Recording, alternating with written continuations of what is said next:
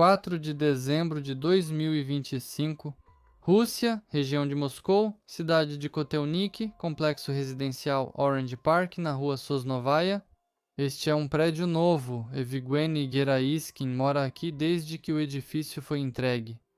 A noite nos prédios altos nunca é realmente silenciosa. Sofrendo de insônia, a velhinha do apartamento de cima dá descarga no banheiro.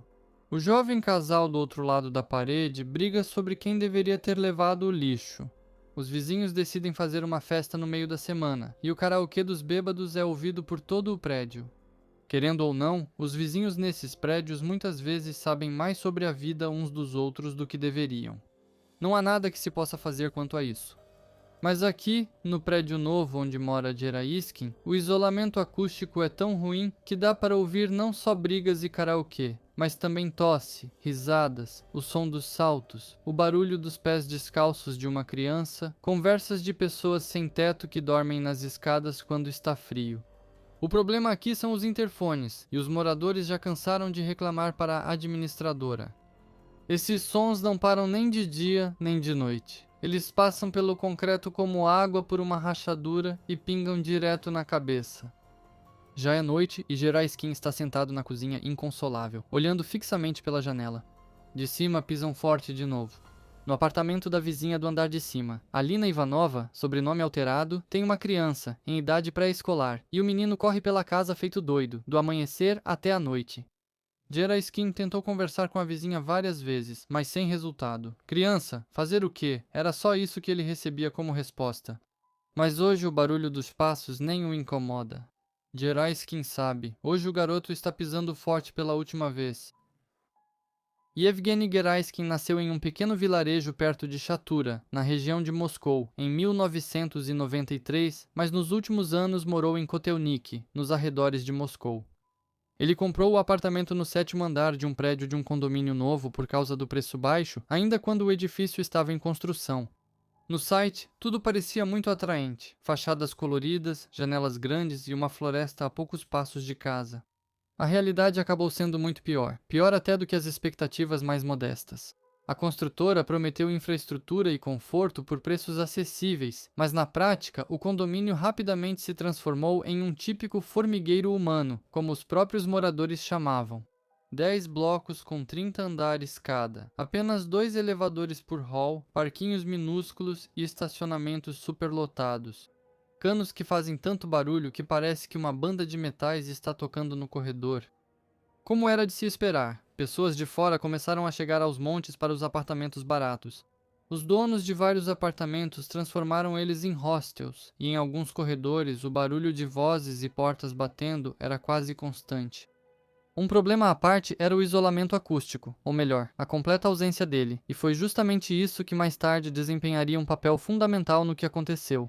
E além disso, os corredores estavam sempre sujos. Geraiskin odiava sujeira e bagunça com toda a alma. Pedante à beira da obsessão, em seu apartamento ele mantinha uma ordem perfeita. Cada coisa ficava exatamente em seu devido lugar. Livros na estante, organizados por autores e séries, roupas por cor, temperos na cozinha em ordem alfabética. O que ele ainda não precisava ficava em caixas, cuidadosamente arrumadas e etiquetadas. Se você conhece pessoas assim ou se você também é assim, deixe seu like e conte sua história. Geraiskin odiava quando alguém começava a mexer nas suas coisas. Os amigos e conhecidos às vezes brincavam com essa característica dele, mas no geral ninguém via nenhum problema nisso. A pessoa mora no próprio apartamento e pode organizar as coisas como quiser. Ao sair de casa para o corredor sujo do prédio, Geraiskin sentia uma repulsa física. Ao voltar, ele se apressava para lavar as mãos e trocar de roupa. O apartamento era seu refúgio. Ele fazia de tudo para se sentir confortável ali. A aparência de Geraiskin era comum. Ele se perdia facilmente na multidão. Segundo os parentes, seu caráter também era assim, exceto pela mania de manter tudo em ordem. Não acredito que ele seja capaz de cometer crimes. Calmo, não bebe, gosta de animais, dirá mais tarde a mãe aos jornalistas. E nessa frase não haverá tanto o desejo de proteger o filho, mas sim uma tentativa de manter a antiga versão da realidade, na qual não há lugar para sangue nem mortes. Infelizmente, por causa da censura do YouTube, não posso mostrar alguns materiais documentais, então vou deixá-los no canal do Telegram Strashnote. Acessem, inscrevam-se e assistam. O link está na descrição do vídeo. Os vizinhos do prédio tinham opiniões divididas sobre ele.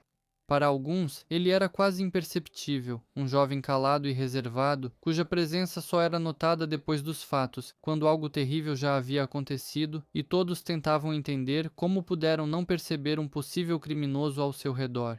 Para a maioria, ele era apenas uma pessoa que morava no mesmo prédio e não causava problemas. Não recebe visitas, não faz escândalos de bêbado, e o que acontece atrás das portas fechadas do seu apartamento já é assunto dele. Outros vizinhos que o viam mais e moravam perto o descreviam de outro jeito. Justamente nas palavras deles frequentemente aparecia uma formulação cautelosa, mas persistente, estranheza. Alguns eram mais duros e diziam desequilibrado. Essa estranheza e desequilíbrio, na maioria dos casos, era descrita de forma bastante vaga. Meio estranho, quieto demais e às vezes pelo contrário, explosivo, insistente, olhar pesado.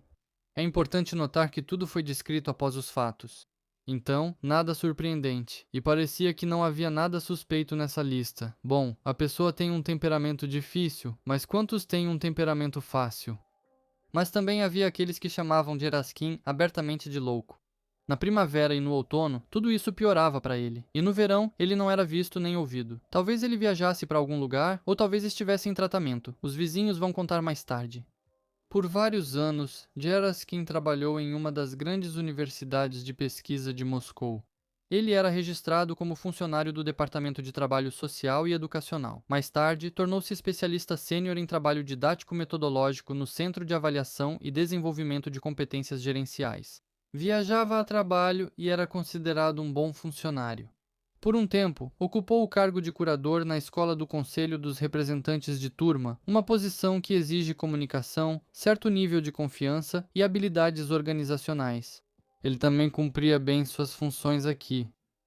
Ao mesmo tempo, Geraskin se dedicava ao comércio online e ao merchandising.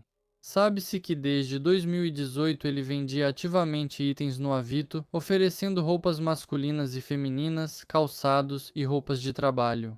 Uma das suas últimas ofertas foi um moletom com a marca da Universidade Corporativa de Hidroenergia.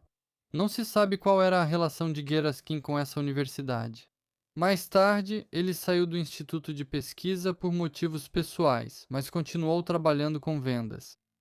Geraskin mantinha seu próprio canal no YouTube, bem de nicho, bem pequeno. Lá, ele postava gravações de eventos, incluindo os chamados vídeos de apresentação para os bailes que eram realizados na universidade. Esse é um conteúdo que normalmente só interessa aos próprios participantes e definitivamente não aparece nas primeiras páginas do site, mas Geraskin recebia bastante atenção. Na verdade, ele não estava atrás de popularidade. Já depois do ocorrido, a atenção dos jornalistas foi atraída por um vídeo antigo, gravado ainda em 2015. Vou deixar materiais extras no Telegram, aliás, inscreva-se e assista. O vídeo é inesperadamente pessoal. Na gravação, Geraskin parabeniza uma conhecida pelo aniversário.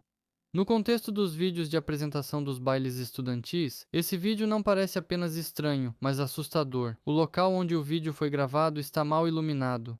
Na cena, Evgueni Geraskin não está sozinho. Ele está em pé atrás de uma garota de cabelos longos, cujo nome ainda é desconhecido.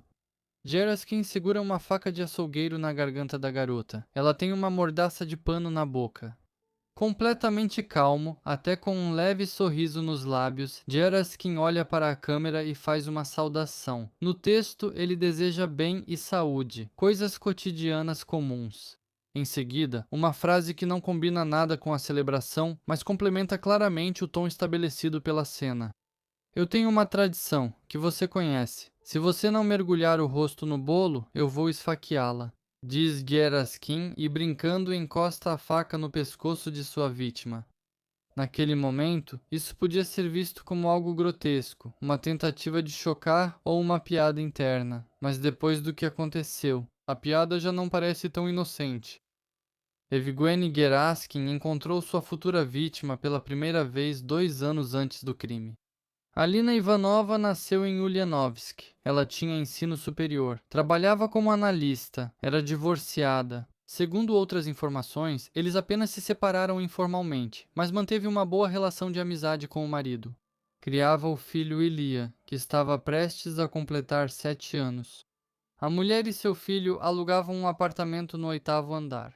Os vizinhos descreviam Alina de modo semelhante. E essa imagem não tinha uma versão alternativa. Gentil, leve, sorridente. Aquela mesma risonha, que sempre tinha uma palavra gentil pronta, não de ocasião, mas sincera. Diziam que era praticamente impossível vê-la de mau humor. Alina ajudava animais de rua. Uma vez, ela encontrou um cachorro morrendo na rua e cuidou dele até se recuperar. E além disso, a mulher amava muito seu filho. Ilia era o centro do mundo dela e isso era perceptível. O próprio Ilia, nessas lembranças, também continua sendo uma criança comum. Ele era descrito como um menino calmo, obediente, à alegria da mãe. Claro, uma criança da idade dele não podia ficar sentada no mesmo lugar o dia todo. Ele queria correr, pular, brincar. Nem sempre a mãe conseguia acalmá-lo, e nem sempre os pais tentam acalmar seus filhos. Para uma mãe amorosa, ver seu filho pulando e correndo é uma cena comovente, que traz um sorriso ao rosto. Afinal, isso significa que a criança está saudável e de bom humor.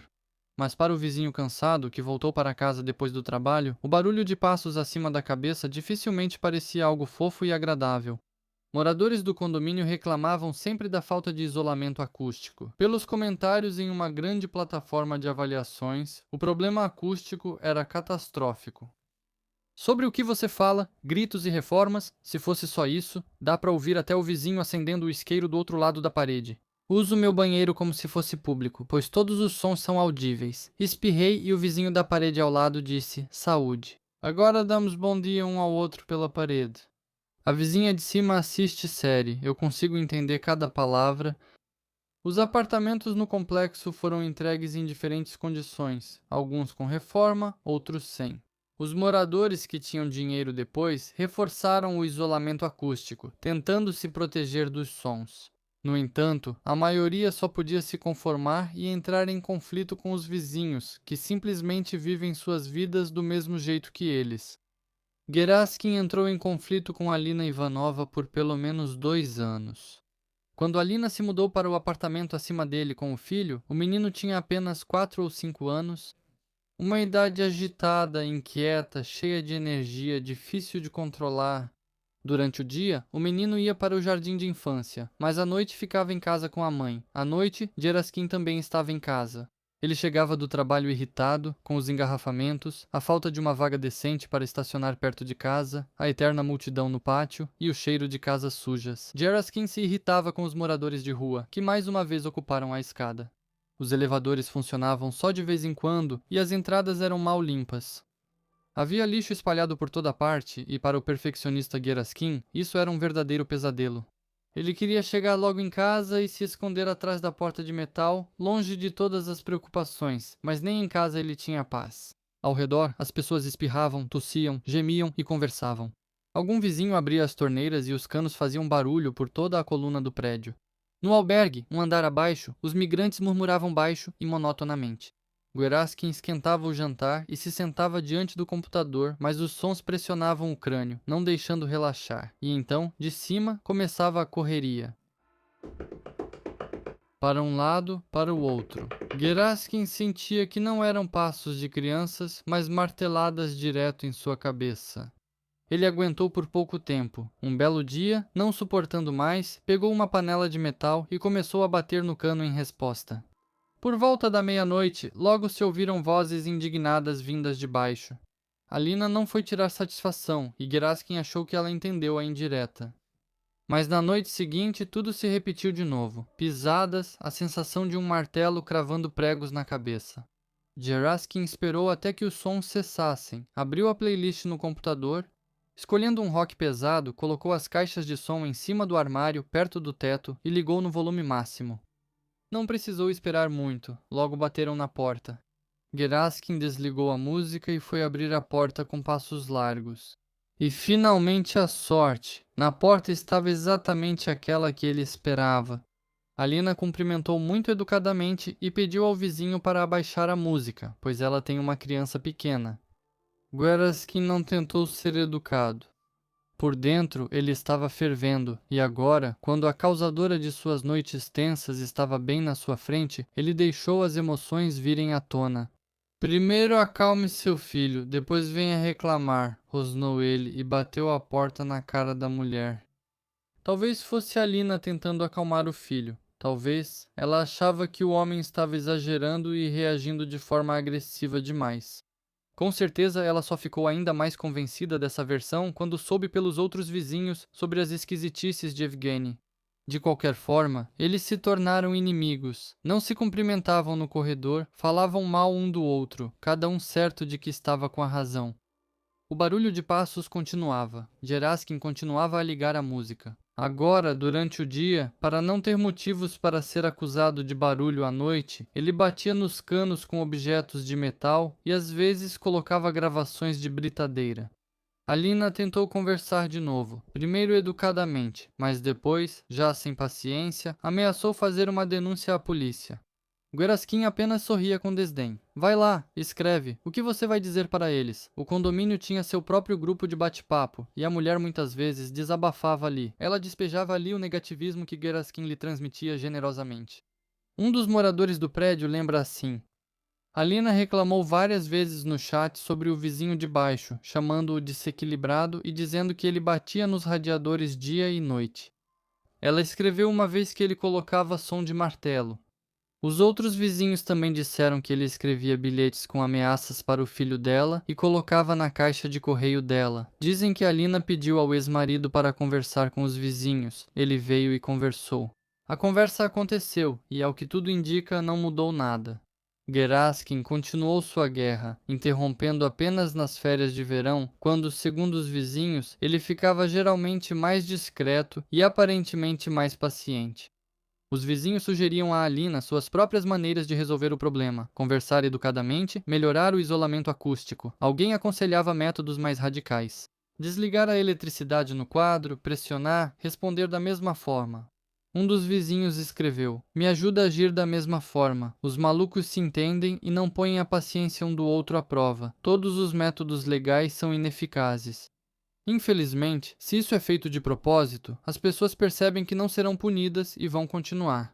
Mas Alina não queria seguir esse caminho. Ela não queria quebrar a lei, ser agressiva e muito menos fingir ser desequilibrada. Talvez a mulher esperasse que tudo se resolvesse por si só. Isso às vezes acontece com conflitos entre vizinhos, que arrefecem antes de chegar ao ponto de ebulição. Mas Geraskin não pretendia recuar. Em abril de 2025, Alina escreveu no chat uma mensagem especialmente longa, na qual era claramente perceptível a impotência e o desespero crescente. Geraskin não entendia nem pedidos educados, nem ameaças. A conversa do ex-marido com ele não deu em nada, e ela não sabia mais a quem pedir ajuda. Ela não se mudou para lugar nenhum, talvez achasse que isso não era tão simples assim. Aqui ficavam o trabalho e o jardim de infância. No próximo ano, Ilia começaria a escola aqui. Por outro lado, provavelmente havia mais de um apartamento para alugar naquele enorme prédio superlotado. E você, o que acha? Escreva nos comentários. De qualquer forma, Alina sentia que estava enlouquecendo e parecia que não havia saída. O confronto deles, que em 2 anos se transformou em uma verdadeira guerra prolongada, continuou até 4 de dezembro de 2025 e terminou em derramamento de sangue. Naquela noite, Alina e seu filho, como de costume, passaram o tempo juntos. O menino faria 7 anos em uma semana, e o menino já há vários dias ficava perguntando para a mãe o que ela lhe daria de presente, se poderia convidar os amigos e se o pai viria ao aniversário. O ex-marido de Alina havia prometido vir e o menino aguardava ansiosamente. O próprio homem estava em uma viagem de negócios naquele momento, e talvez Gerasimov soubesse disso. Em algumas fontes, é indicado que foi exatamente por isso que ele escolheu o dia 4 de dezembro como data de sua vingança, esperando que o ex-marido de Alina demorasse a dar falta dela e do filho. Se for assim, então ele não escolheu a data de forma espontânea. Ao que tudo indica, Gerasimov já havia planejado sua vingança. Não há nenhum dado de que Alina e Gerasimov tiveram algum conflito especial naquele dia ou pouco antes dele. Tudo estava como sempre. Ele ouvia sons vindos de cima e começava a bater ou ouvir música. Mas naquela noite, a paciência de Gerasimov se esgotou. A vizinha não queria resolver na boa, então ele decidiu que só restavam medidas radicais. Ele esperou até que o barulho habitual da noite na entrada do prédio diminuísse, para não esbarrar acidentalmente em outros vizinhos, pegou um martelo, segundo algumas fontes, um comum, segundo outras, um martelo para amaciar carne, e saiu do apartamento. Gerasimov não podia deixar de entender que teria que se livrar tanto da dona do apartamento quanto do filho dela, mas para ele, eles já eram inseparáveis um do outro. Ilia era a fonte das batidas, do barulho e das dores de cabeça. Alina era a mãe que nem sequer tentava controlar o próprio filho, apesar de todos os pedidos. Não se sabe quem era o alvo inicial dele. Talvez todo o ódio dele estivesse concentrado justamente no Ilia, e a Alina precisava ser eliminada porque não havia outra saída. Na escada, e nos andares acima e abaixo, parecia reinar o silêncio. Geraskin foi em direção à escada. Subindo até o 8º andar, ele tocou a campainha. Ele segurava o martelo atrás das costas, fora de vista, e tentou deixar a expressão do rosto o mais calma possível. Alina abriu a porta e parecia até mesmo surpresa ao ver seu inimigo na soleira. — O que você quer? Perguntou ela de forma nada amigável. Geraskin disse que queria conversar. Talvez a mulher tenha deixado ele entrar, achando que o vizinho enfim se acalmou e queria resolver o conflito de forma construtiva. Segundo outra versão, Geraskin a empurrou e entrou no apartamento sem ser convidado. Assim que a porta se fechou atrás dele, Alina e seu filho estavam condenados. Geraskin, em seu depoimento, afirmará que não tinha plena consciência da natureza de suas ações e que por alguns minutos simplesmente perdeu o controle. O martelo subia no ar repetidas vezes. Ele atingia Alina na cabeça e quando ela caiu tentando se proteger com as mãos, no corpo, ele não conseguia e nem tentava parar. Mais tarde, a perícia determinará que Geraskin desferiu entre 20 e 23 golpes de martelo na mulher. Do crânio esmagado escorreram sangue e massa encefálica. Alina se contorceu em agonia. Com o barulho, Ilya saiu do quarto. O menino, pronto para dormir, usava só camiseta e cueca. Geraskin correu até ele e o agarrou pelo braço. A criança não teve chance. O criminoso desferiu de 2 a 4 golpes de martelo na cabeça de Ilya. O menino caiu no chão ao lado da mãe, fragmentos dos ossos do crânio penetraram profundamente. No laudo oficial, tanto para ele quanto para Alina, as causas da morte são praticamente idênticas. Múltiplas fraturas dos ossos do crânio, lesões cerebrais incompatíveis com a vida. Mais tarde, os vizinhos vão se lembrar que naquela noite ouviram barulho vindo do apartamento de Alina, uma voz alta e um som surdo de algo batendo no chão ou caindo. Mas cada um decidiu que isso não era da sua conta. Talvez tenha sido Geraskin que bateu no teto com o martelo, ele seria capaz. Talvez a própria Alina finalmente tenha decidido revidar o vizinho na mesma moeda e deixou cair algum objeto pesado no chão. No prédio onde sons altos vindos dos apartamentos vizinhos são uma realidade cotidiana, a sensação de que algo está errado fica entorpecida e os sons se misturam ao ruído de fundo de sempre. As pessoas aprendem a se distanciar, a se isolar dos barulhos com os quais convivem todos os dias. Naquela noite, os vizinhos de Alina se isolaram dos sons de sua morte. Geraskin levou no máximo 20 minutos para cometer todo o crime. Quando ele recuperou o fôlego e o véu vermelho saiu de seus olhos, diante dele, no chão, estavam 2 corpos ensanguentados com as cabeças esmagadas. O ar estava tomado pelo forte cheiro de morte. Tudo estava consumado. Agora, acima dele, haveria apenas silêncio. Essa percepção martelava em sua cabeça. Mas Geraskin entendia que iria desfrutar desse silêncio por muito pouco tempo, se não apagasse os rastros. Livrar-se dos corpos sem ser notado não vai dar certo. Não dá para arrastar pela escada do 8º andar, muito menos levar pelo elevador. Quando encontrarem os corpos da Alina e do filho dela, a polícia inevitavelmente vai começar a fazer perguntas, e com certeza alguém vai dizer que ela e Geraskin se odiavam. E isso basicamente vai torná-lo o principal suspeito. Geraskin só tinha uma saída: simular outro crime para desviar a atenção deste. Ele decidiu que a melhor opção aqui seria um assalto. Os criminosos invadiram o apartamento, começaram a exigir da dona da casa objetos de valor e dinheiro e depois mataram ela e seu filho. Geraskin andou pelo apartamento de Alina e espalhou as coisas. Ele puxou as gavetas, derrubou bugigangas no chão, tirou a colcha da cama onde Alina dormia. Depois ele parou no meio do quarto e olhou satisfeito para o resultado do seu trabalho. Parecia convincente. Pelo menos para ele. Geraskin desceu para o seu apartamento, lavou cuidadosamente as mãos, o rosto e o martelo. Não vinha nenhum som de cima. Exceto pelo vizinho tossindo do outro lado da parede, reinava um silêncio abençoado no apartamento. Geraskin escondeu o martelo e sentou-se no sofá com a sensação de dever cumprido. Pelo monitor do notebook aberto, personagens de um filme olhavam para ele. Dava para aproveitar o descanso tranquilamente. Pelo menos hoje ele podia se dar a esse luxo. O dia 5 de dezembro passou tranquilo. Era sexta-feira. À noite, o corredor ficou barulhento. Alguém recebeu visitas. Alguém decidiu se permitir uma bebida no final da semana. Vozes ecoavam pelo andar. Geraskin prestava atenção nelas, tentando captar qualquer tom de preocupação. Ele também ouvia o que vinha do andar de cima, mas o apartamento de Alina continuava silencioso. Geraskin não se iludia. O silêncio significava que o corpo ainda não havia sido encontrado. Tudo ainda estava por vir. Ele não sabia que o ex-marido de Alina havia tentado sem sucesso entrar em contato com ela o dia todo. Quando Ilia não apareceu na creche na sexta-feira, a diretora ou a professora decidiu ligar para a mãe dele para saber o que havia acontecido, mas ninguém atendia o telefone de Alina. Então, a diretora tentou ligar para o pai de Ilia. O homem prometeu descobrir o que estava acontecendo e quase imediatamente ligou para o número da ex-esposa, mas ela não atendeu. Os longos toques eram interrompidos pelo silêncio, e não havia nada de reconfortante nesse silêncio. O homem não podia ir até Alina pessoalmente, pois estava em uma viagem de trabalho. Então pediu para algum dos vizinhos dar uma olhada e descobrir o que tinha acontecido. O vizinho concordou.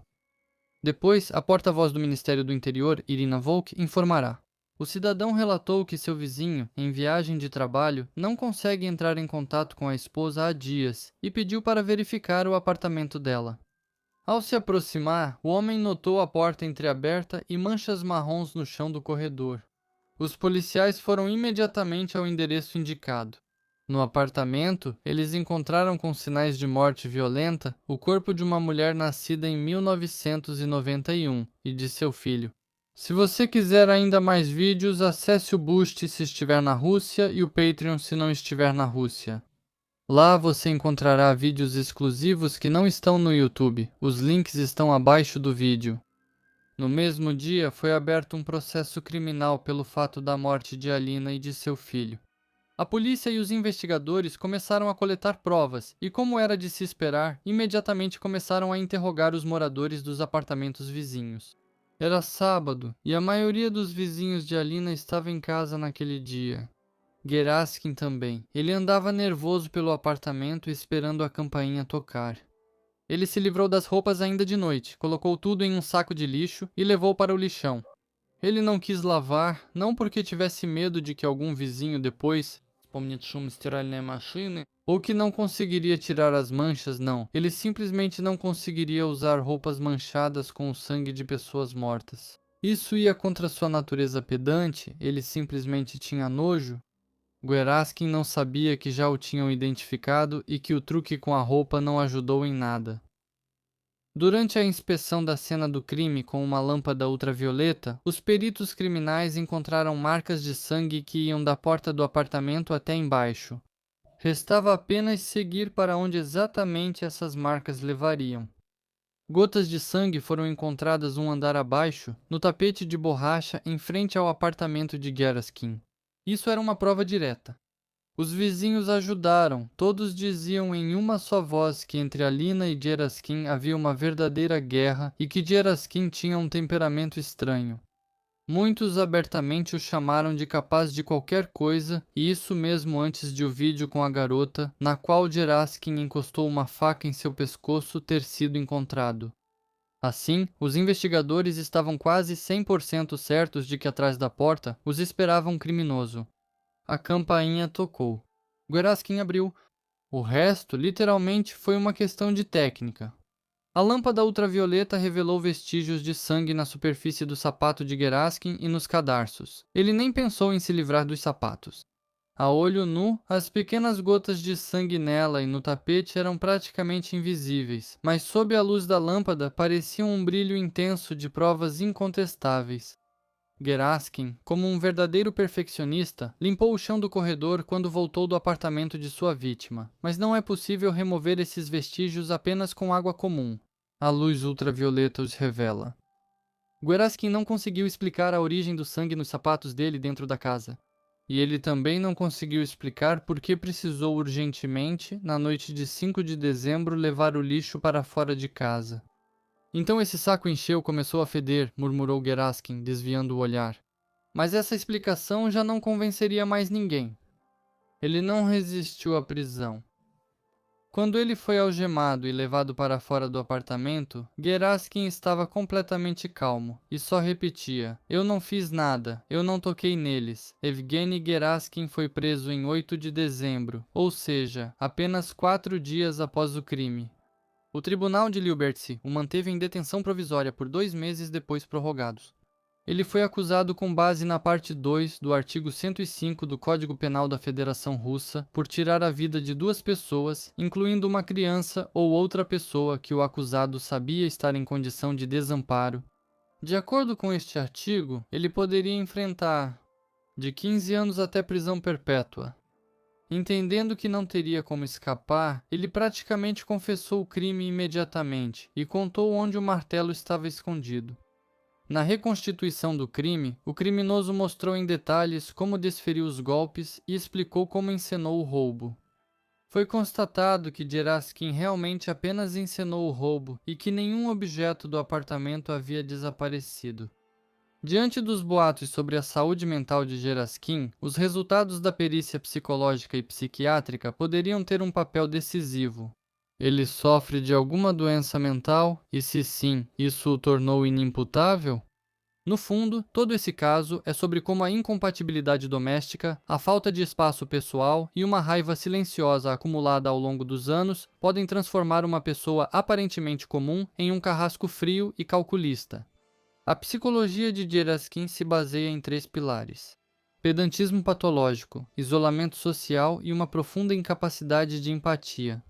Geraskin é um exemplo clássico de personalidade com traços obsessivo-compulsivos levados ao extremo. A ordem para ele é o sentido da existência. Livros organizados por autor, temperos em ordem alfabética, limpeza impecável e tudo isso são rituais que mantêm o equilíbrio da sua mente.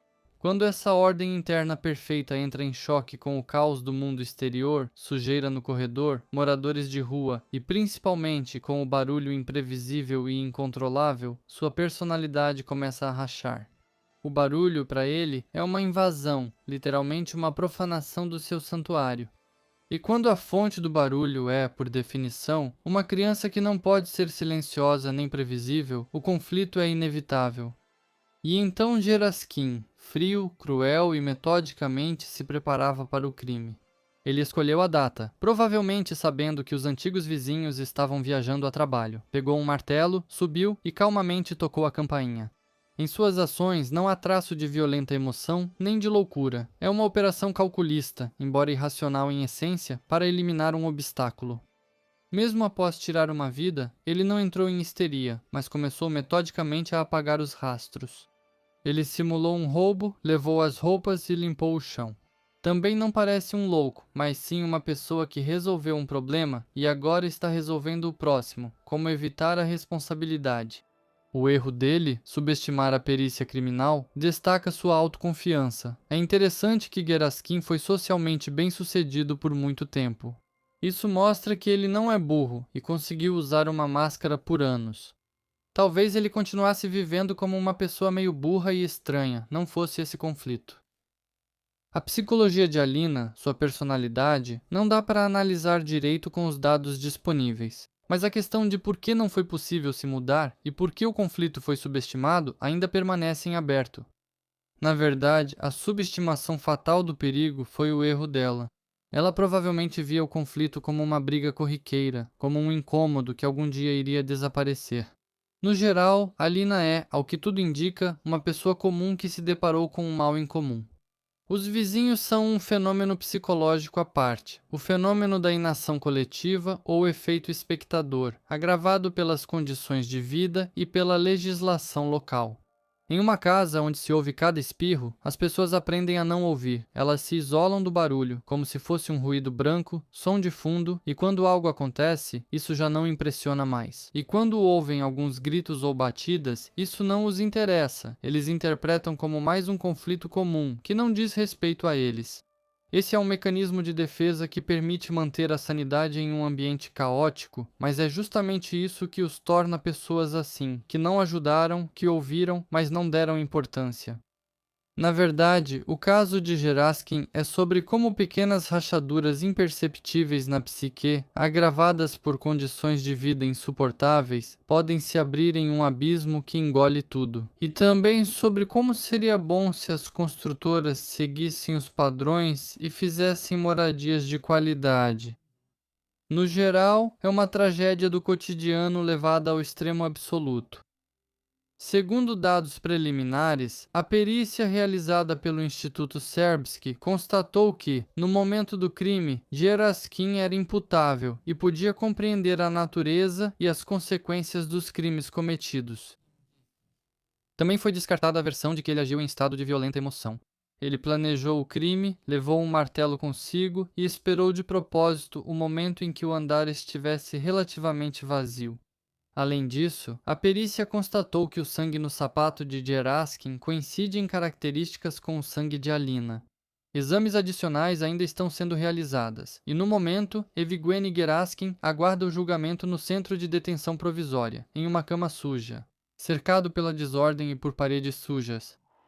Ele já não conseguirá mais fugir da responsabilidade por seus crimes. Na cela solitária, Geraskin provavelmente não será incomodado por ninguém, e durante a maior parte do dia haverá silêncio por lá. Só que dificilmente ele sonhava com esse tipo de silêncio. E o que você acha sobre esse caso? E como é o isolamento acústico aí? Escreva nos comentários, deixe seu like, dislike e assista a outros vídeos no canal Strashnota.